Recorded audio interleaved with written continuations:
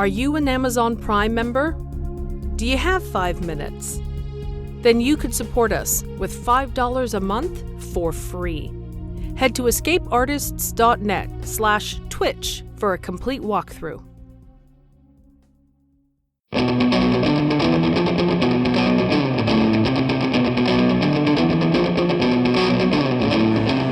Escape Pod. Episode 873. The Hazmat Sisters. By Alex Beckett.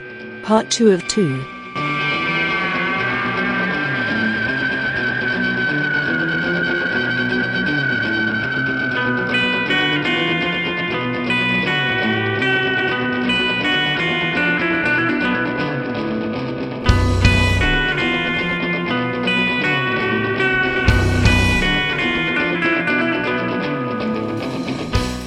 Hello, and welcome to Escape Pod, your weekly science fiction podcast. I'm Valerie Valdez, your host for this episode. Our story this week is The Hazmat Sisters by Alex Beckett. It was first published by Asimov's in July 2021. This is the second of 2 parts. Part 1 was presented last week. Toronto author and editor Lex Beckett frittered their youth working as an actor and theater technician in southern Alberta before deciding to make a shift into writing science fiction. Their first novella, Freezing Rain, A Chance of Falling, appeared in the July-August issue of the Magazine of Fantasy and Science Fiction in 2018, and takes place in the same universe as the Hazmat Sisters, as well as their novels Dealbreaker and Game Changer. Lex identifies as feminist, lesbian, genderqueer, and married. An insatiable consumer of K-dramas, mysteries, and true crime podcasts, they can be found enthusing about these and other topics on Twitter at LXBeckett. Our narrator, Amy Kelly, is an award-winning Southern writer with an eclectic range of screenwriting and ghostwriting credits. She graduated from Georgia College and State University with a BS in Art and Marketing, and went on to earn her MFA in Creative Writing from Full Sail University. Her self-published novels include the Southern dark fantasy series American Spectre, and the Gullah horror novel, Everlasting to Everlasting. They can be found in paperback on Amazon and downloaded on Kindle. She currently resides in Sumter County, South Carolina. Now get ready for our intrepid heroines to continue their hazardous quest, because it's story time.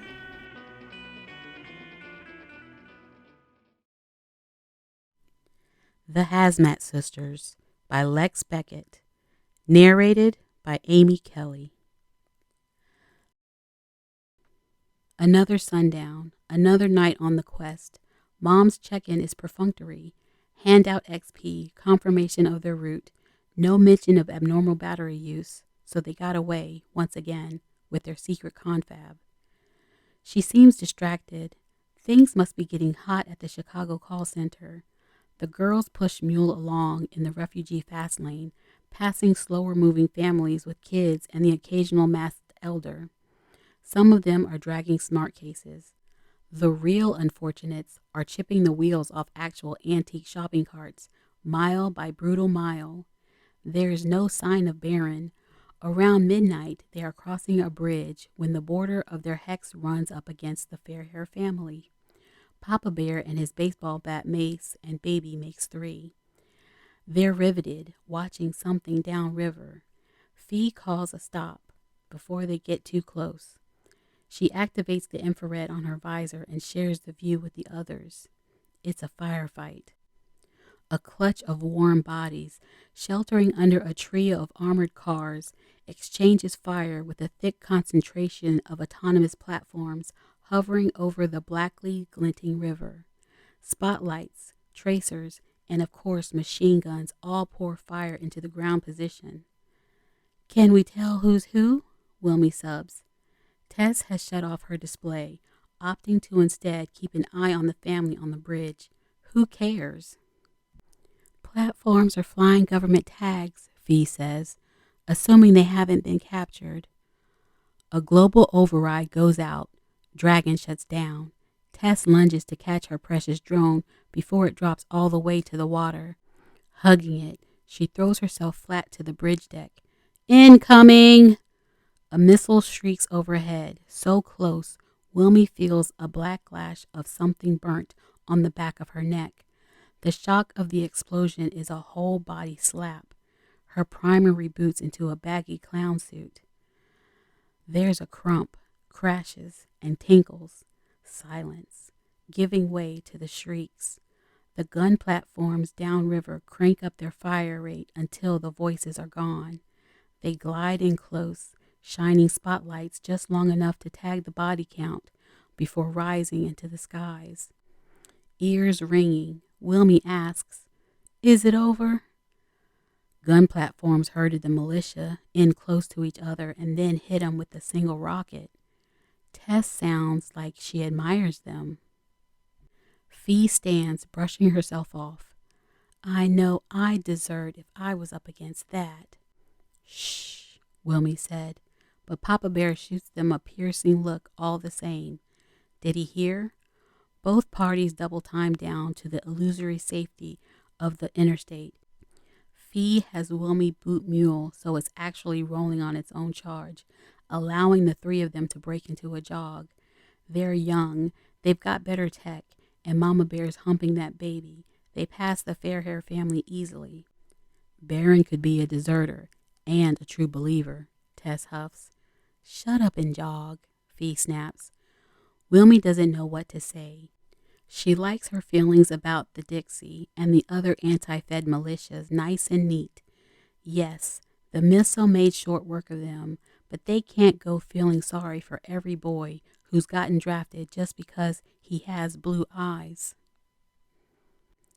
Their next quartermaster meeting starts with a big hash over the firefight and missile strike. How close was it?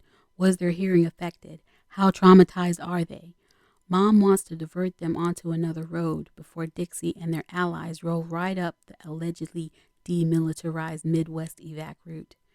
But swinging north towards Kansas City is impossible. Rumors of a new coronavirus there are not hypothetical anymore. And of course, going south's a non-starter. Dixie's even stronger going into Tennessee, Mom says. It's no place for 3 brown girls on their own. Either diversion will add weeks to the journey. None of them tells Mom about the tree planting platforms that might have been weaponized. She doesn't need to think about free fire zone breaking out around them if the DMZ truce covering the highway gets violated. Come to that, neither does Wilmy. All they can do is push the pace, try to outrun the battle. It's the obvious answer. So obvious that every other refugee on the road has the same bright idea. Clusters of foot traffic double time it in the heat and humidity of the evenings, pinging back and forth, snarking as they negotiate who passes who and at what distance. It's tempting to use Pony's flasher and siren to jump ahead, but Fee's pretense of being on a priority delivery mission is wafer thin as it is. And there's always that slight chance of pissing off someone who's already on the Dismazon customer blacklist, who's got nothing to lose if they go on the attack. So they trot some, walk fast, eat on the move rather than stop. Long, sore nights, Wilmy takes as many shifts pushing mule as she can. Being a sled dog for their server lets her zone out within her antihistamine haze. She can disappear into her lessons and her spell book and pore over Baron's primer firewall. If the team of programmers that built its firewall also hacked the agricultural network, they might have a standard bag of tricks. Each night starts out sticky and hot and then becomes wet, sweaty, and cold. Each morning when she makes camp, she's ridiculously jealous when it's one of the others who has a turn with the shower. They feel the same. Hostilities rise, and she begins to regret buying the thing at all. You'd think, with everyone being so much stickier and hungrier and more tired, that Fee and Tess wouldn't have energy for fighting. Instead, they bicker back and forth, nastier by the day. The heat, the thickness of the air, the feel of summer all around, it puts the lie to fall approaching. Yet Wilmy imagines she can feel winter pacing and muttering up north, ready to flow down from the Arctic and sink fangs into them all. What if they don't make it to the lakes before snow flies? They were supposed to be out of the battle zone by now. Instead, America's patchwork civil war seems to be chasing them east. They reach a field of late summer peaches, produce going bad on the branch, as pickerbots pointlessly harvest fruit the farmers can't sell. They take a break in the orchard shadow, just for an hour so Wilmy can look over their picker security codes. None of this is what her life is supposed to be. Chakisa was going to get a corporate car for their flight out of Oklahoma, or she was supposed to be the one walking them out. She wasn't supposed to get sick, wasn't supposed to insist, in concert with Mom, that the three girls had to burn down Fee's childhood home and go it alone. They'd left her bones behind, unmarked and unmourned, slagged to ash by one of Wilmy's own fireballs, all so Fee could have her mother's corporate ID and the company bots, the Hazmat shipping license that allowed them train darts and fireballs and armor and a night vision visor. They should have been 4 strong and ahead of the evacuation, not stuck in the middle of this throng of scared young families and horny Dixie deserters. Wilmy tries not to let herself think like this, not to let herself get wrung out until the injustice of it all burns her throat, so acrid not even the fake papaya gum can dispel it. A week goes by where they don't see Barron. Whenever she's near a farm bot, Wilmy has a little peek at its code, looking for evidence of weaponization, bit by bit and mile by mile, assembling a passkey. Maybe it'll all be okay. When the fight finally breaks between the sisters, it's over the shower. Fee falls into a mud hole, and Tess says she did it on purpose to get an extra turn at a wash. It turns into a whole huge thing, escalating into actual yelling, and in the end, Wilmy has to grab the shower head and threaten to frisbee it into the river just to get them to pause for breath. "You wouldn't," Fee says. "Try me." There's a twitch in her elder sister's cheek. Tess emits bored now emoji. "Go on, pull the trigger for once." What's that supposed to mean? You're all threat, Wilmy. No follow through. Even though the two of them were at each other's throats a second ago, Fee is nodding. Wilmy wonders if they'll forget fighting each other if they both turn on her. The obvious way to prove them both wrong is hurl the shower into the river. But how does giving up the one thing making her own life better help any of them? Instead, she shoves it at Fee. "She's filthy, Tess. What are we going to do?" Triumphant, Fee washes and combs out her hair, letting it sun-dry into a glorious curled tangle. She produces some lipstick from somewhere. "Told you," Tess says. "She's on the make." Giving them a contemptuous look, Fee vanishes into the bush. Wilmy calls, "Where are you going?" Her voice floats back, "I need some space." Tess shimmers with fury. "I'm so done with this whole family." "Thanks a lot," Wilmy says. This barely gets a glance. She tries again. "It's not Fee's fault this sucks. It's her fault she sucks." "Come on, what are you going to do?" Tess comes back, too fast, with the answer, "Join the feds." "You're too young. You need..." Wilmy's throat goes dry. She'd need parental permission. Mom promised one of them a wish. Tess pops a light bulb emoji overhead, confirming Wilmy's guess is right. Then she turns on her heel. "Since it's apparently date night, I'm gonna go find Patty. Watch the camp, I guess." Off she flounces, and then, as if things aren't rotten enough, Mom promptly phones. "Where's your sisters?" "Cooling off in separate corners." Long venting breath from Mom as she scans the transcript of the fight. "You didn't diffuse that very well, honey." "Right. Make it my fault. This is life or death, in case you haven't noticed. I rely on you to be the responsible one." "Fee's in charge, not me, and you're welcome to join us anytime you want." Come on, Wilmy. Instead of answering, she sits cross-legged in Mule's miserable slip of shadow and opens one of the cans of spaghetti. She eats the whole thing, all 4 portions. She pulls her earbuds so Mom's voice is a tiny buzz at her neck. She eyes the code on Barron's firewall and the tree planting bots and scans for overlaps and similarities. Crunching, crunching, while Mom makes sounds like she's going bananas and Fee presumably gets laid, and who even knows what Tess is actually up to. Maybe the girlfriend has been a figment all along, and she's playing aptitude games with the recruiting officers who dog the evac route. It was like this before, too. They've all just been pretending. The friendship between Mom and Chiquisa was totally dysfunctional from the start. Dad was screwing Mom while he was still married to Chiquisa. What were the chances that the 5 of them could form a family around that? Wilmy Jean, Tiny shrieked from the earbuds. We're just kids, and it's not fair. She starts chanting it. Not fair, not fair, not fair. She keeps it up until Mom logs off, and if she's crying too, Wilmy pretends she doesn't hear. Nobody's coming for us. Somehow, this feels like new information.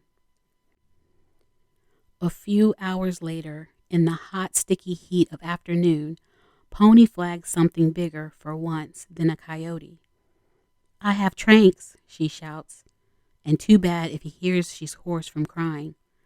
Hey, girl, it's me. It's Papa Bear, nail-studded baseball bat and all. The weapon is lowered and he stands well back, a good 5 meters. My name's Jim. You've seen me and my wife, Stacy. And baby makes 3. Wilmy peers at him from behind Mule. I think something's wrong with your aunt? He'd say sister if he meant Tess. The twin thing makes that relationship undeniable. Instead of answering, Wilmy puts Dragon on high alert over Mule and switches Pony into piggyback mode, scooping the armor onto her back. The effect might almost have made her look cool, except she sneezes just as soon as she has the robot mounted. Jim turns on his heel, keeping the mace down, showing her his back, a sign of trust. She sends him a stroke in thanks and scrubs snot from her lips. They go about half a click toward an old church. I was hoping to find better water bottles in the kitchen there, or... He shrugs, maybe realizing he doesn't have to explain scavenging. I thought I heard... He lets that trail off too, gesturing at a window. Wilmy goes up on tiptoe, peering through the dirty glass. Fee is sitting, barely, next to a litter of plastic and marshmallow dust. She's humming. No blood, no bruises. A flood of relief, even though Wilmy knows this means nothing. Still, she doesn't look hurt. Instead of going straight in, she backs up several paces, looking to Jim. Can you break the glass? He obligingly smashes out the window with the mace, an action that sends a shudder through Wilmy's whole body. Then he backs up again. As soon as he's clear, Wilmy throws Pony through the window. She orders the metal bones to deploy around Fee, who shrieks in surprise. Wilmy keeps the bot on override, poking her with a sharp, forcing her sister to her dumb stoned feet, burning battery like nobody's business. Wake up, Wilmy shouts, waving. Fee staggers to the window, nearly sticking her hands on the jagged shards as she supports herself. She slurs. It's Conan baby daddy. Don't mind her, Wilmy says. Don't apologize for me. You're coming back to camp, Wilmy says. Fee tumbles out the window, more or less, head first. Pony turns the move into a rolling somersault that brings her right up on her feet and nose to nose with Jim. He steps back, weapon trailing in the dirt. Fee rips the bat out of his hand, brandishing it, then tosses it at his feet. He scoops it up and backpedals fast. I'll, leave you to it. Wait, Wilmy calls before he can book. Thank you. He shrugs. I got a daughter, right? Wilmy feels tears pricking. We have a collapsible bucket, if you want it. He smiles. Join you in a minute then. I want to grab some. He gestures to the glass shards. It's not a bad idea.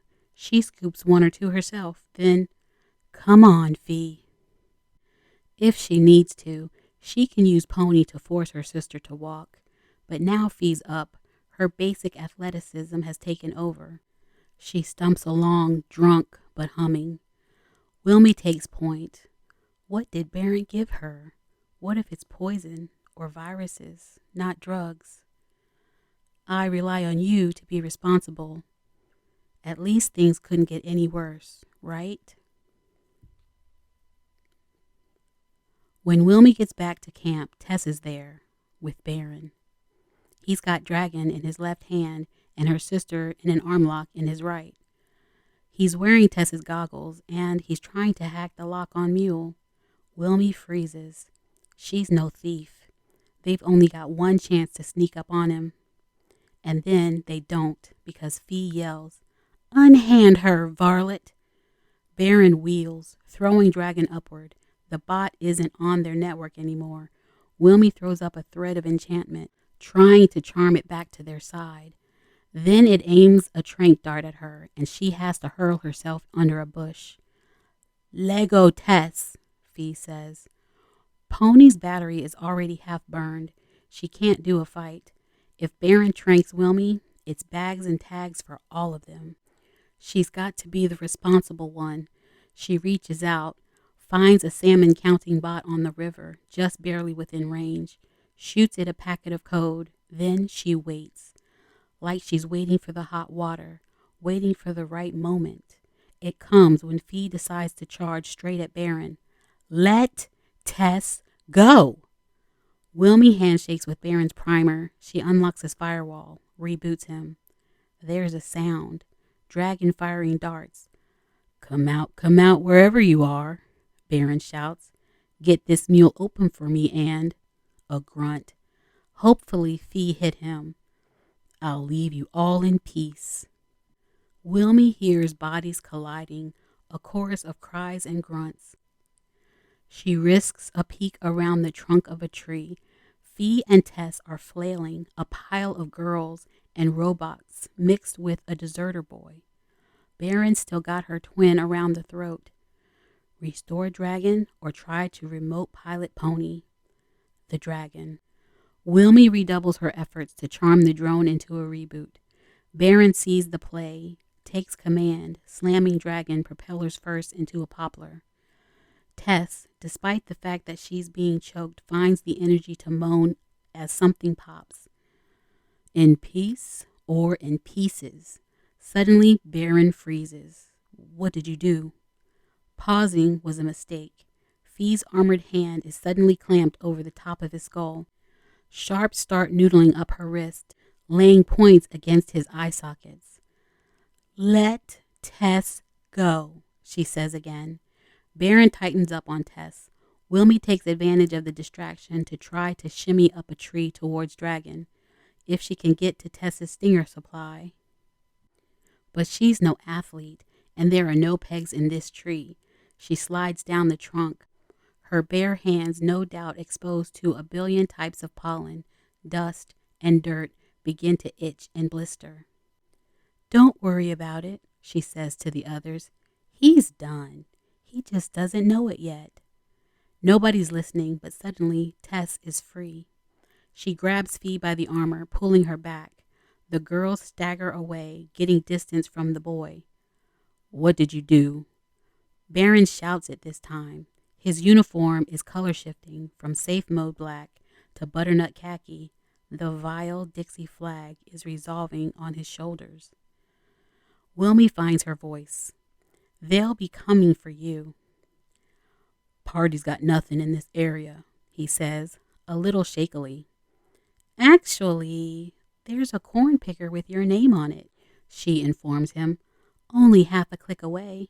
Baron makes a lunge then, one last desperate grab for Mule, hoping to get the server and use it to create a new ghost ID for himself, probably. Wilmy steps in front of her bot. She tosses Tess a shard of glass she picked up at the church.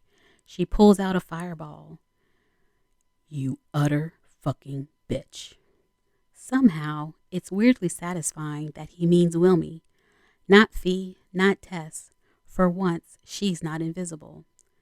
I'm widecasting your portrait to the socials and the agricultural network, giving your coordinates to Dismazon and logging an interference complaint.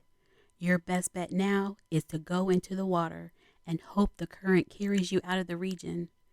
You might be able to get your pants back into safe mode if you get far enough from Mule. Unless, of course, you keep Tess's gogs. He rips them off, throwing them away like they burn. Yeah, Fee agrees. Time to float away. Baron looks like he's about to charge them again. Wilmy can see him thinking it, when there's a rustle behind them. Jim and his wife appear on the edge of camp. Jim has the mace raised. The woman has a rock in each hand. Wilmy raises the fireball. We see you again. We're lighting you up. Baron's expression turns red and ugly, but he takes her advice, pulling the whole of his primer into itself, stripping with one gesture down to disgusting full-bore naked. And he's so dirty. And God, how did Fee ever? He seals the nanosilk into beach ball mode. I'm marking your face, girl, he says to Wilmy, and then he swims for it, and then he's gone. Wilmy lets out a long, slow breath. She tries to watch him retreating on Dragon Cam. Tuning in is second nature, and it gets a view of leaves, the tree it's crashed in. At least that means the uplink is working, even if it can't fly for a while. Jim lowers his mace. Oh, thank Christ. Mama Bear smirks. Jimmy wouldn't hurt a fly. He's had his druthers. Maybe you should give me the bat in that case, Tess growls. I could cave in serious head with that thing. Don't be fucking rude, Wilmy says, and her twin's eyes widen. Neighbors saved our ass, case you didn't notice. You should be thanking them. You saved, Fee says. They all turn to look at her, as instead of finishing that thought, she does a slow motion curl down to hands and knees, then fetal. Pony, disengage, Wilmy says, but it's too late. The armor's battery's at red. It stays boned around Fee as she curls up and lets out a snore. Rousing endorsement, says Mama Bear, and even Tess snorts despite herself. I'll get you that bucket, Wilmy says. Tess, do medical. This is Jim and Stacy. And the woman retrieves a Kevlar-wrapped bullet from behind a tree. Our baby Future. Stacy and Future, Tess says in her most polite voice. Hi. Tess opens Mule, digging for the stimulant kit and the blood test kit, all the kits in case Fee's crashing. She's not going to crash, Wilmy promises herself. She says in a bright tea party tone, We're walking to the lakes. Us too, Stacy tells her. You got people there? Mom, Tess says, stabbing the blood tester into Fee's thigh. You? Just us. Wilmy hands their old bucket to Stacy. Blood data starts coming up on the share board, and Fee turns out to be heavily tranked. Nothing's in the red zone. She smiles at her sister, there at her feet. Tess is staring at the ground, hiding tears of relief from the strangers. We'll try to get casual shifts at a warehouse or something in Detroit, Stacy says. Work our way up to proper work and housing. Maybe we'll see you on the road. Wilmy makes up a code for friending, sends it to them both so they can text and share. They accept right away, even though the corn picker thrashing its way to the banks of the river, even now chasing Baron, has got to have confirmed for them that she's a mage. They must know she can crawl into their systems and fuck with their stuff. Your friend invite has been accepted. Baby pictures fill an icon on her contact list. Catching at Stacy's free hand, Jim salutes them with his ugly-looking weapon. Then they make their way out to the road, carrying Future in their new bucket. Mixing a stimulant cocktail for Fee, Tess reports. Great. Wilmy bends to the task of picking pony bones off Fee's sleeping body. She twists them into a long metal rope, connecting to Mule's charger, the better to encourage the rest of the armor to retreat on its own. It'll be slow. The sun's not up yet. Better do as much as they can manually. Tess decants pills into a crusher, powdering them into an injector, shaking that into a solution. She almost hesitates before sticking the injector into Fee's throat, but when she glances up, Wilmy is watching. Pull the trigger, Wilmy says. She's limp with relief, so Tess does, steady-handed and still wet-faced, before climbing into the tree to retrieve Dragon. You called it, Wilmy says to her twin. Baron was a dirty taker. Wrong about Papa Bear, though. Giving her the option to say I told you so, even the score. Took him for a big bully. To be fair, he is walking away with some of our stuff. He earned the fucking bucket, Tess says and hops down. She hands the bot to Wilmy. You did good. You're going to get all the XP tonight. Licking their wounds as they continue to make camp, the sisters pull out the hand crank and continue disassembling Pony, waiting for Fee to wake up so they can begin to figure out how to spend tonight's adventure for Mom.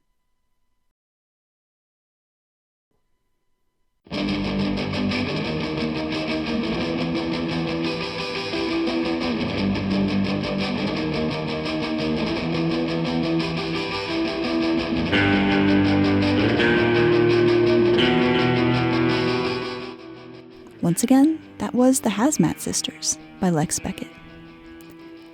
I loved the relationships of the characters in this story, all of them relying on each other for support even when they fought. Trust was sometimes gifted and sometimes earned, and sometimes rightfully taken away. While their quest to reach their promised land wasn't completed within the story, as the saying goes, the real treasure was the friends they made along the way. Escape Pod is part of the Escape Artists Foundation, a 501c3 nonprofit, and this episode is distributed under the Creative Commons Attribution Non-Commercial No Derivatives 4.0 International License. Don't change it, don't sell it, please do share it.